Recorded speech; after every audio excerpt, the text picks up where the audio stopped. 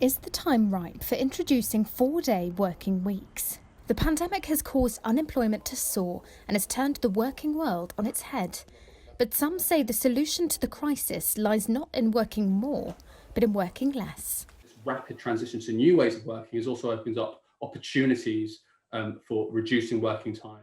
Aidan Harper works for the New Economic Foundation think tank and is championing the call for the 4-day working week. In the UK, in particular, working time reduction basically flatlined since 1980, despite the fact that productivity has continued to increase up until 2008.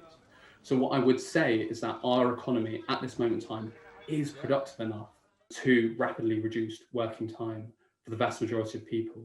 It's not a new concept. Unilever is one of the biggest brands trialling the initiative in New Zealand, where Prime Minister Jacinda Ardern has encouraged the policy.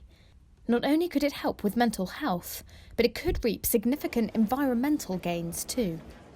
There are many ways in which working time relates to things like carbon emissions. So if you have more time, you are less likely to engage in carbon intensive activities. So you're more likely to walk or cycle instead of drive. You're more likely to cook with fresh ingredients rather than buy expensive and carbon intensive frozen food products. Working 4 days but getting paid for 5 sounds too good to be true, and there is a fair share of sceptics. The Confederation of British Industry cautioned that it could push many businesses into loss. But proponents claim fewer hours doesn't harm productivity.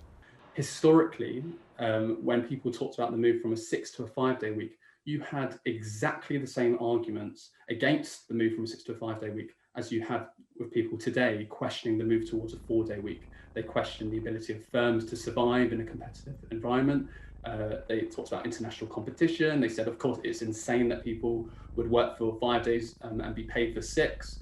These are exactly the same things we hear today. There are 3 main ways in which we can see that decreasing hours is good for productivity and good for the economy.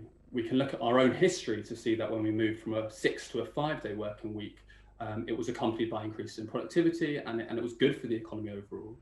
We can also look at other countries and take a macro analysis, and we can see that countries that work fewer hours tend to have much stronger economies and tend to be much more productive than countries that work lots of hours. And finally, we can see real and existing examples of firms and organizations who are experimenting with reductions in working hours, and they are doing this and seeing the increases in terms of increased well-being, decreased sick leave, decreased turnover, and it's clearly good for these organizations that they have reduced working time.